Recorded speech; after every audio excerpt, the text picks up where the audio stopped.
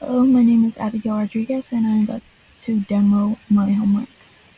First thing we need to do is log in as root.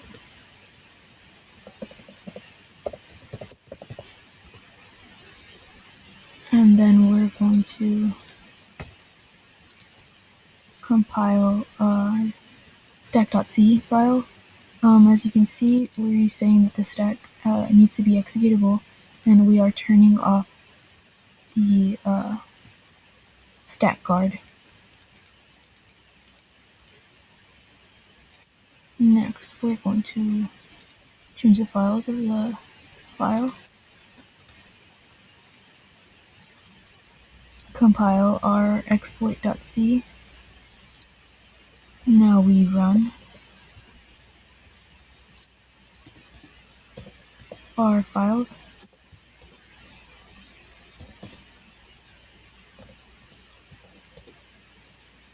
As you can see, a new shell has spawned, and we can see that we have gained root access. Okay, now we need to exit out of this to demo the next tasks. Okay, I'm gonna skip over task 2, simply because it takes longer than all the rest. Okay. Now I am going to once again turn off the stack randomization. I'm going to recompile stack.c. This time I did not turn off the stack guard.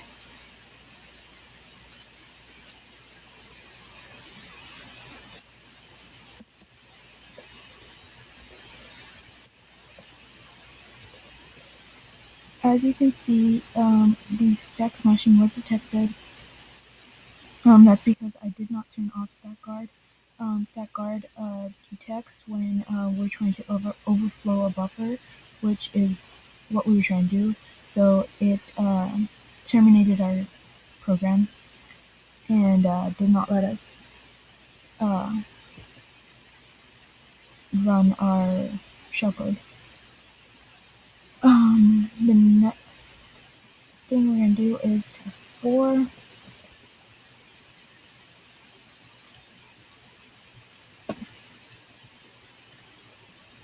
Once again, turn off stack randomization.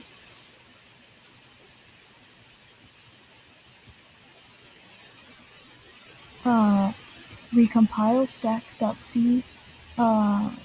Turn off stack guard this time, and we are going to say that the stack is not an executable stack.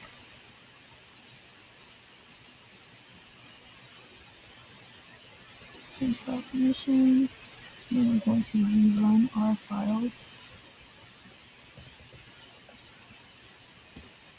Okay, we got a segmentation fault. That's because we had said that the stack didn't need to be executable, but we were trying to execute our program, and we do not.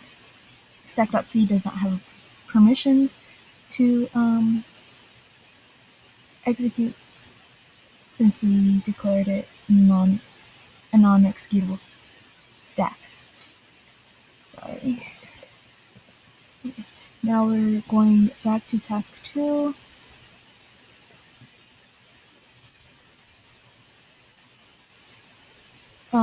This time we are turning the stack randomization back on.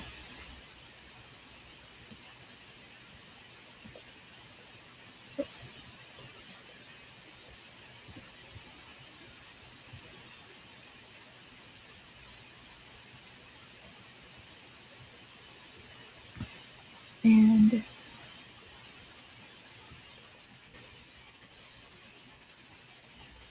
we are recompiling stack.c.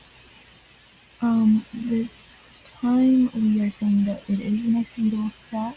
We need an executable stack, and we are turning off the stack guard.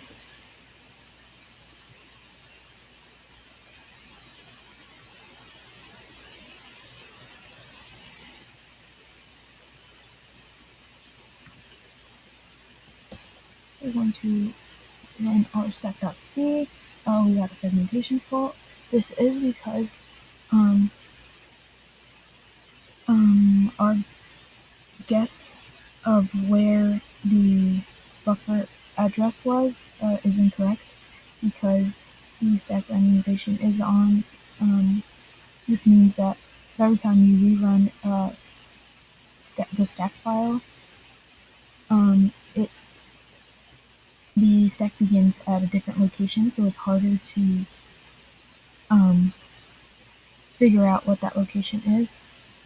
So here I am continuously rerunning the stack file to see if in one of these runs we successfully spawn a new shell.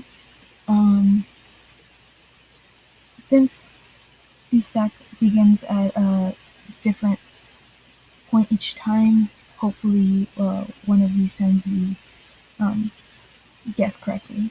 Okay, so this is going to take a while, so I'm just going to go ahead and run it quick over my code. This was given to us at the beginning. Here I use a summary code to return the address for the top of the stack. Here we